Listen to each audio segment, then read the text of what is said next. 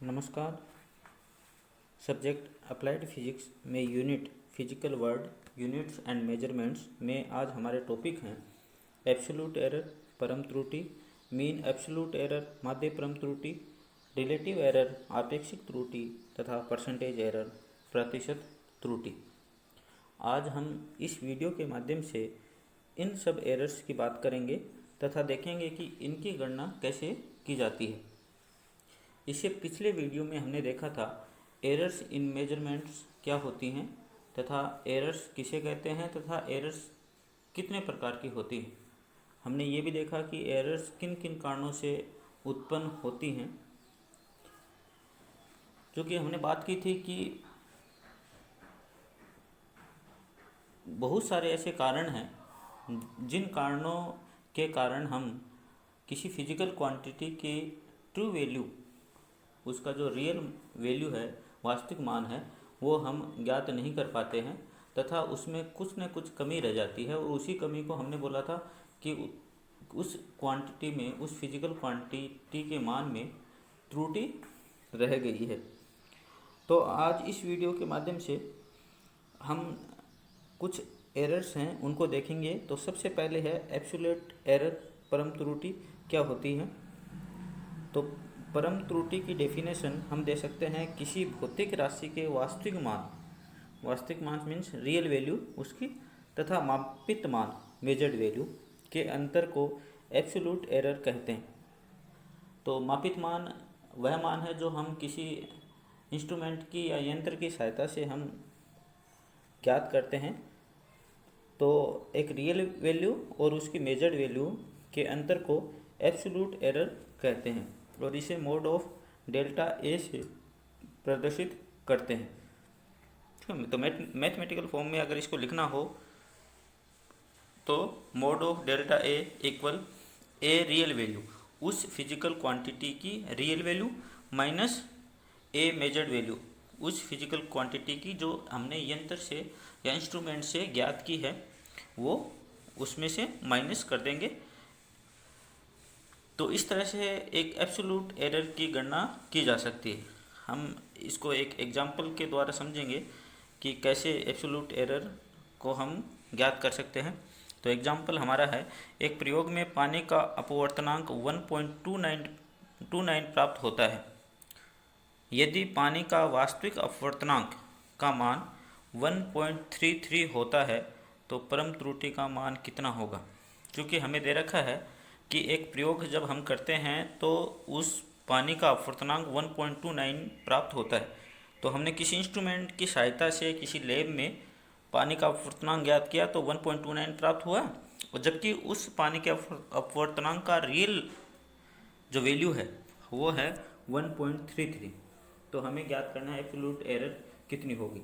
तो हमारा जो फॉर्मूला है उस फॉर्मूले में ये वैल्यू जो दी हुई हैं वो हम पुट करेंगे और हमारे पास इसका आंसर आ जाएगा। तो रियल वैल्यू है 1.33 और माइनस हम जो मेजर्ड वैल्यू है उसको माइनस कर देंगे 1.29, तो हमारे पास आ गया 0.04।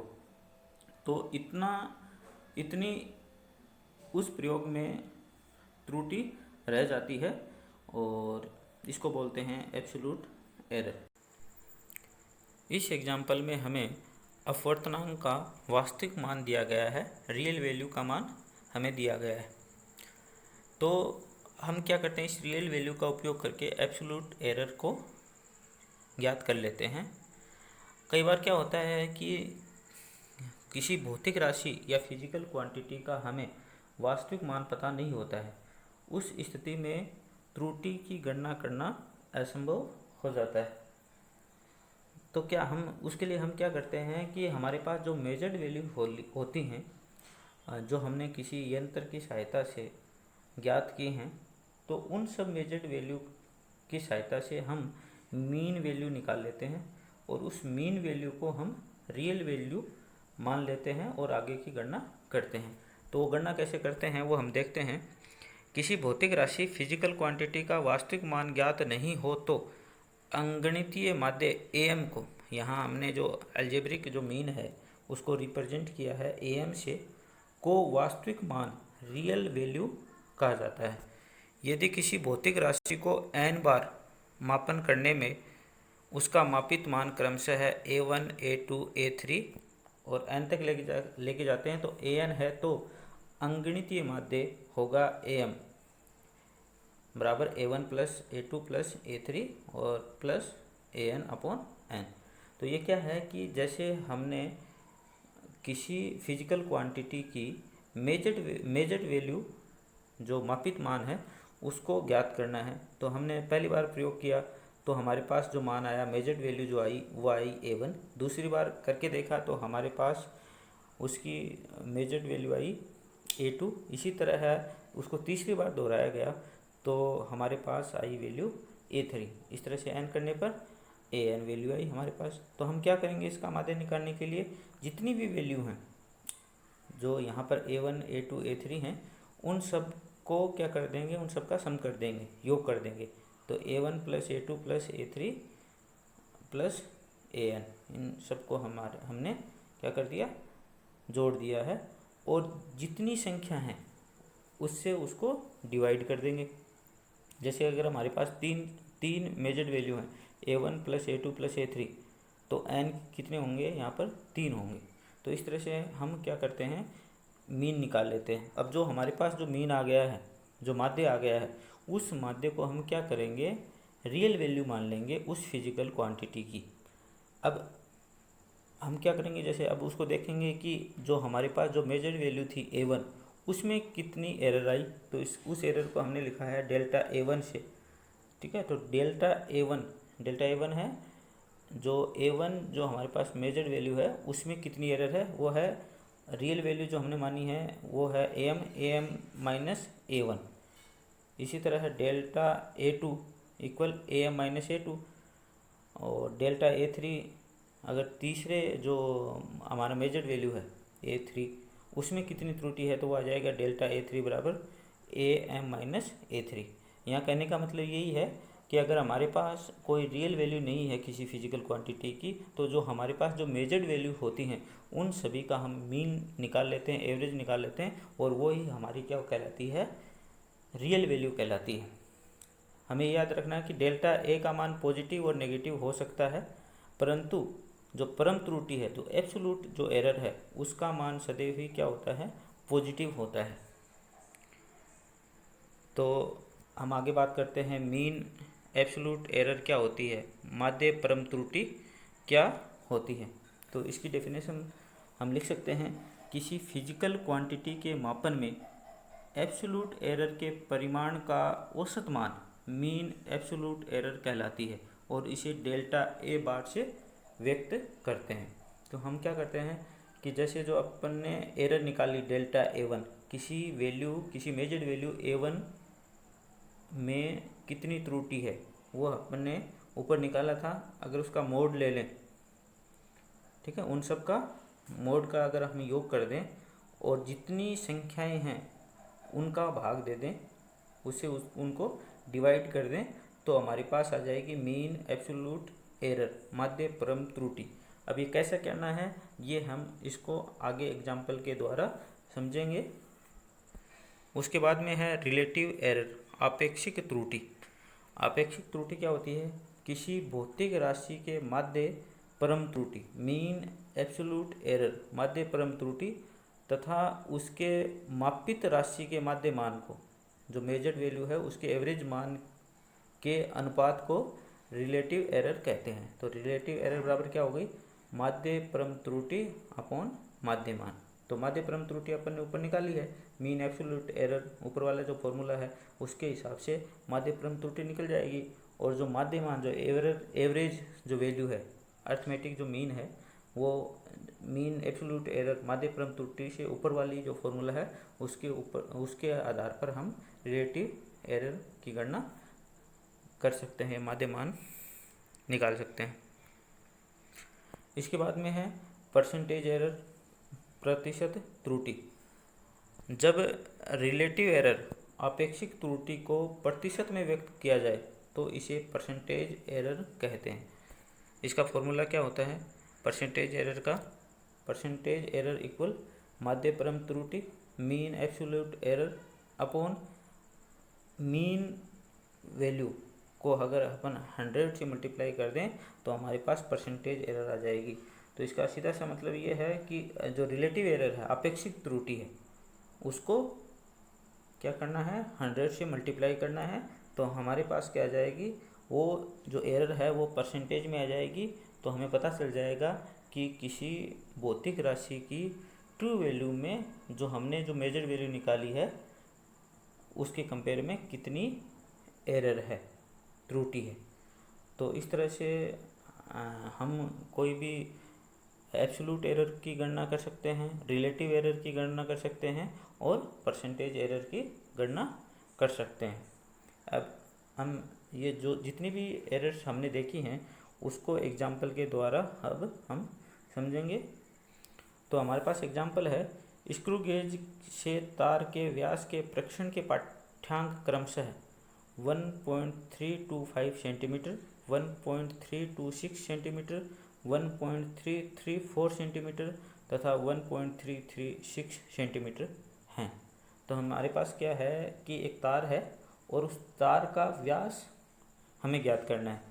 तो व्यास ज्ञात करने के लिए हमारे पास इस एग्जाम्पल के में दिया गया है स्क्रू गेज। तो इस स्क्रू गेज की सहायता से जब हम तार के व्यास ज्ञात करते हैं तो हमारे पास जो ऑब्जर्वेशन आती हैं वो जो वैल्यू दी गई है उसके रूप में हमारे पास 4 ऑब्जर्वेशन हमारे पास आते हैं।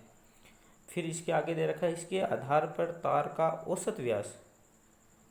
तो हमें क्या ज्ञात करना है, तार का औसत व्यास ज्ञात करना है, माध्य परम त्रुटि ज्ञात करनी है, मीन एब्सोल्यूट एरर ज्ञात करनी है, आपेक्षिक त्रुटि रिलेटिव एरर ज्ञात करनी है तथा प्रतिशत त्रुटि ज्ञात करनी है कि उसकी परसेंटेज एरर क्या है। तो सबसे पहले हम ज्ञात करेंगे उस तार का औसत व्यास। तो औसत व्यास ज्ञात करने के लिए हम क्या करेंगे, हमारे पास 4 वैल्यू हैं, ठीक है। पहली वाली वैल्यू को हमने मान लिया A1, दूसरी को माना A2, तीसरी को मान लिया A3 और चौथी को मान लिया A4 मान लिया, ठीक है। तो इन चारों वैल्यू को हम क्या करेंगे, जोड़ देंगे, A1 को प्लस A2 को प्लस A3 को प्लस A4 को। और इसमें जो 4 वैल्यू हैं कितनी है, 4, n यहाँ पर है 4, उससे उसको डिवाइड कर देंगे। तो हमारे पास क्या आ गया, AM आ गया, मीन वैल्यू आ गई, औसत व्यास आ गया, वो आया 1.330 सेंटीमीटर। अब क्या करेंगे, जो हमारे पास जो मीन वैल्यू आई है इसको अब इस एग्जाम्पल में आप देखो कि कहीं पर भी ये नहीं लिखा हुआ कि उस तार के व्यास का वास्तविक मान ये है, वास्तविक मान हमें नहीं दिया गया है। तो हम क्या करेंगे, जो मीन वैल्यू आई है उसी को क्या कर लेंगे, वास्तविक मान या रियल वैल्यू उस तार के व्यास की को मान लेंगे। इसी के आधार पर हम आगे की गणना करेंगे। तो आगे हमसे पूछा है कि माध्य परम त्रुटि क्या होती है, मीन एब्सोल्यूट एरर क्या होती है। तो मीन एब्सोल्यूट एरर का फॉर्मूला हमें पता है क्या होता है। तो सबसे पहले हम डेल्टा A1 निकालेंगे, डेल्टा A1 क्या है, ठीक है। तो डेल्टा A1 क्या है, जो पहली जो अपनी वैल्यू है A1 उसमें कितनी एरर है वो डेल्टा A1 है, ठीक है। तो वो अपन कंपेयर करेंगे किसके साथ, रियल वैल्यू के साथ। और यहाँ रियल वैल्यू क्या है, 1.330। तो उसमें से हम निकाल लें, रियल वैल्यू में से अपनी जो मेजर्ड वैल्यू है उसको घटा दें तो हमारे पास एरर आ जाएगी, ठीक है। तो डेल्टा A1, तो हमारे पास मीन वैल्यू जो रियल वैल्यू जो अपने मानी है वो है 1.330 माइनस 1.325, ये हमारे पास A1 है, A1 की वैल्यू है। तो इस तरह से A1 में एरर आ गई 0.005। इसी तरह है डेल्टा A2 निकाल लेंगे, A2 में एरर कितनी है, तो हमारे पास रियल जो वैल्यू है वो है 1.330 माइनस A2 कितना है 1.326 इक्वल 0.004, ये हमारे पास A2 में एरर आ गई है। इसी तरह है A3 में अपन निकाल लेंगे, तो A3 इक्वल आ जाएगा, डेल्टा A3 इक्वल आ जाएगा 1.330 माइनस 1.334, और ये हमारे पास आएगी माइनस में। तो ये त्रुटि आई माइनस में, तो माइनस 0.004। इसी तरह है डेल्टा A4 निकाल लेंगे, तो हमारे पास इसकी रियल वैल्यू कितनी थी 1.330 माइनस A4 कितना है 1.336 इक्वल, तो ये भी माइनस में आएगा, तो माइनस 0.006। तो इस तरह से हमारे पास इसमें A1 में, A2 में, A3 में और A4 में एरर हमारे पास आ गई। तो ऊपर अपने बात की थी कि डेल्टा A1 है, जो एरर्स हैं वो पॉजिटिव भी हो सकती हैं और नेगेटिव भी हो सकती हैं। तो हमने देखा कि यहाँ पॉजिटिव भी आई और नेगेटिव भी आई। चूँकि हमें अब क्या निकालना है, मीन एब्सोल्यूट एरर निकालनी है, माध्य परम त्रुटि हमें निकालनी है। तो हम क्या करेंगे, जो एरर जो निकाली हैं ऊपर A1 की, A2 की, A3 की, A4 की, उन सब का क्या ले लेंगे, मोड ले लेंगे। मोड का मीनिंग ये है कि जो नेगेटिव हैं वो भी क्या हो जाएंगी, पॉजिटिव हो जाएंगी। ठीक है, तो मोड का मीनिंग ये है। तो इन सब का मोड लेके हम क्या करेंगे, इन सब को जोड़ देंगे। तो पहले वाला देखो 0.005 है, तो मोड ऑफ 0.005। इसी तरह A2 भी कितना है, 0.004, तो ये हमने किया प्लस मोड ऑफ 0.004। इसी तरह है A3 है -0.004, तो प्लस इसके बाद में देखो इसका मोड लिया तो ये हो गया माइनस है, वो प्लस में हो जाएगा। ठीक है, तो इस तरह से अपन मोड लेके ये, और n से डिवाइड करना है, तो n हमारे पास यहाँ 4 वैल्यू हैं, तो 4 से डिवाइड किया तो हमारे पास आ गया 0.004 सेंटीमीटर। इसी तरह है आपेक्षिक त्रुटि हमारे पास जो रिलेटिव जो एरर है वो हमें कैलकुलेट करनी है। तो रिलेटिव एरर क्या होती है, माध्य परम त्रुटि, mean absolute error upon mean value. Arithmetic जो मीन हमने जो निकाला है वो उससे हम डिवाइड कर देंगे। तो माध्य परम त्रुटि जो हमारे पास आई थी 0.004, कितनी थी, 0.004, जो डेल्टा A बार 0.004 अपॉन जो अपने मीन निकाला वो आया था 1.330। तो हम इसको सोल्व करेंगे तो आएगा 0.003। तो ये आ गई हमारे पास रिलेटिव एरर। ठीक है, तो ये रिलेटिव एरर आ गई। लास्ट में है परसेंटेज एरर। तो परसेंटेज एरर क्या करेंगे, जो रिलेटिव एरर है उसको 100 से मल्टीप्लाई कर देंगे। तो माध्य परम त्रुटि 0.004, माध्य मान ये 1.330 मल्टीप्लाई बाई 100, तो कितना हो गया, 3%। इसकी गणना अगर अपन करेंगे तो 3% आएगी। तो जो हमने जो मेजर्ड वैल्यू निकाली है, तो 4 जो वैल्यू निकाली थी उससे, और जो हमारी जो मीन वैल्यू थी, जो रियल वैल्यू है उसमें 3% की एरर है। तो इस तरह से हम एब्सोल्यूट एरर, रिलेटिव एरर और परसेंटेज एरर की गणना कर सकते हैं।